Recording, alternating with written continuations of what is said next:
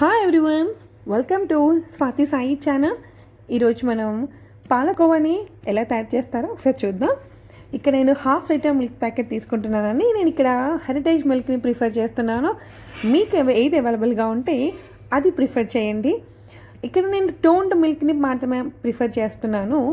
Because ఇక్కడ మనం తీసుకున్న మిల్క్ క్వాంటిటీని బట్టే మనకి పాలకోవా అనేది రెడీ అవుతుందన్నమాట. దానికోసం ఇక్కడ నేను 1/2 లీటర్ మిల్క్ ప్రిఫర్ చేస్తున్నాను. ఇక్కడ మనం ప్యాన్ పెట్టేసుకొని మిల్క్ని మరిగించేద్దాం. సో ఇలా పోసేసాక నాన్ స్టిక్ ప్యాన్ కానివ్వండి ఏదైనా తీసుకోండి, బాగా ఇలా మిక్స్ చేస్తూ ఉండండి. ఇక్కడ వన్ థింగ్ ఏంటంటే ఫస్ట్ మీరు హై ఫ్లేమ్లో పెట్టేసే మరిగించండి. బట్ జాగ్రత్త అండి, పొంగనివ్వకండి. మధ్య మధ్యలో అలా కలుపుతూ ఉండండి. కంటిన్యూస్గా కలపాల్సిన అవసరం లేదండి, బట్ మధ్య మధ్యలో కలుపుతూ ఉండండి. వన్ థింగ్ ఏంటంటే మీరు మిల్క్ని మాడకుండా చూసుకోండి.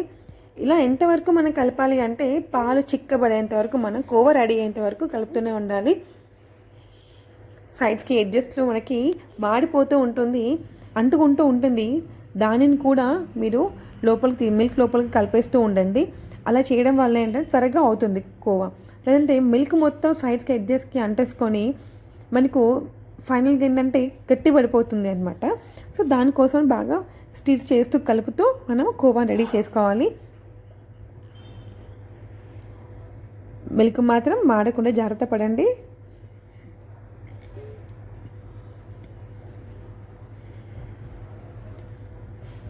సో చూసారా, కొంచెం వరకు చిక్కబడ్డాయి మిల్క్. మనం పోసిన దానికని ఇప్పటికీ మిల్క్ క్వాంటిటీ తగ్గిపోయింది. సో ఇలా మిల్క్ క్వాంటిటీ తగ్గిపోతూ ఉంటుంది.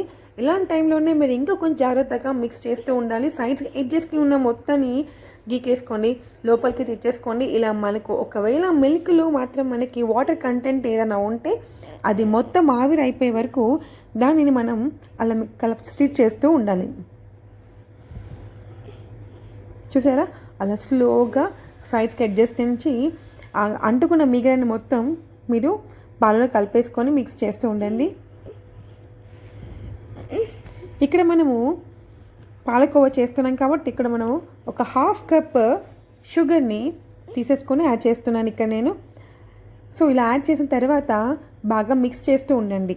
ఎందుకంటే ఆ చక్కెర అనేది మన బేస్కి ప్యాన్ యొక్క బేస్కి అంటేసుకొని మాడిపోయే ఛాన్సెస్ ఎక్కువగా ఉన్నాయి. సో అంటేసుకుంటుంది కదా. సో అందుకని ఈ టైంలో మీరు ఇంకా ఎక్కువ కొంచెం నాన్ స్టాప్గా కలపడానికి ట్రై చేయండి. చూసారా, పొంగు వచ్చేసింది. సో ఈ పొంగుని కూడా పైన మీకు క్రీమీగా లేయర్ ఏదైతే స్టార్ట్ అయ్యిందో ఆ లేయర్ని కూడా మీరు పాలల్లో మిక్స్ చేయడానికి ట్రై చేయండి. ఇలా మొత్తాన్ని తీసేసుకొని మనం పాలలో బాగా మిక్స్ చేసుకోవాలి. ఇలా మిక్స్ చేయడం వల్ల ఏంటంటే కింద పాలు మాడకుండా ఉంటాయి. ఇంకోటి ఏంటంటే ఆ మీగడ కూడా విరిగిపోయి పాలకోవా రెడీ అయిపోతుంది అనమాట. సైడ్స్ కొన్ని ఎడ్జెస్ కూడా తీసేసుకోండి. మళ్ళీను చూసారా, మిల్క్ చిక్కబడిపోతున్నాయి. ఇంకా కొంచెం తగ్గిపోయి మిల్క్.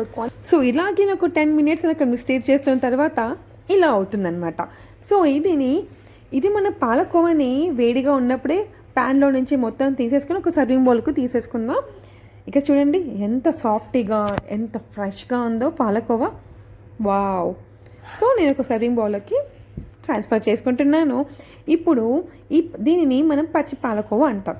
యాక్చువల్గా మనం ఈ పచ్చి పాలకోవాని షుగర్ యాడ్ చేయకముందు కూడా తీసేసుకొని ఫ్రిడ్జ్లో స్టోర్ చేసుకోవచ్చు. ఇలా స్టోర్ చేసుకోవడం వల్ల ఏంటంటే ఆ పాలకోవాని మనం గులాబ్ జామున్ చేసినప్పుడు మధ్యలో వాడుకోవడానికి అవైలబుల్గా ఉంటుంది.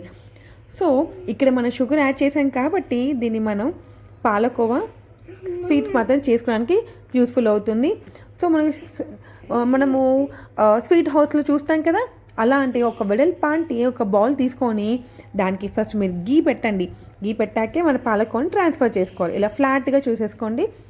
దాని తర్వాత ఇలా మీకు నచ్చిన షేప్లో కట్ చేసుకొని డెకరేషన్ చేసేసుకున్న తర్వాత సర్వ్ చేసుకోవడమే ఆలస్యం. సో మీకు అందరికీ ఈ వీడియో నచ్చిందని అనుకుంటున్నాను.